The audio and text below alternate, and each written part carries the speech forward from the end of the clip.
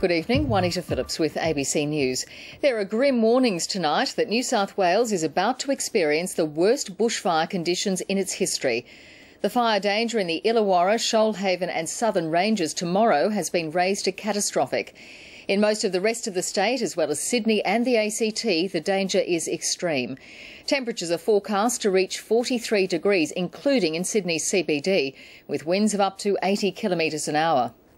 The Premier has warned that loss of property is inevitable and says we'll be lucky to get through the day without any loss of life.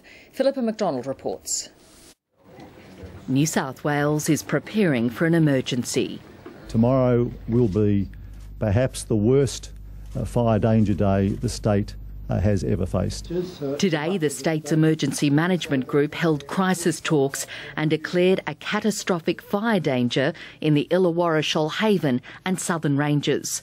An extreme fire danger warning has been issued for Greater Sydney and much of the rest of the state. A severe warning is in force in the Far West, South and Hunter regions. Not being where the fire danger is your safest option. Near Gunning, north of Canberra, a firefighter has suffered burns in a grass fire. In Ara, near Wagga, residents have been sent emergency alerts. A grass fire there is burning out of control and firefighters and air cranes are trying to protect properties.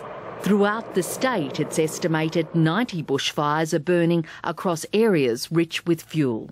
You will see ember showers ahead of the main fire front that can project many tens of kilometres, 10, 20 kilometres. In the Illawarra, Shoalhaven, holidaymakers, particularly campers, are being urged to pack up and leave tonight or at the very latest early tomorrow morning. National parks are being closed there and access to recreational areas will be restricted. Tomorrow, tens of thousands of firefighters are on standby and special strike teams are positioned throughout the state. From the air, 70 aircraft will provide aerial surveillance for fires. Police resources have been boosted to target known and suspected arsonists. We are looking closely at those who may have been convicted previously of arson attacks and paying particular attention to those people. Today, the message from emergency services was clear. Have a survival plan. Complacency costs lives.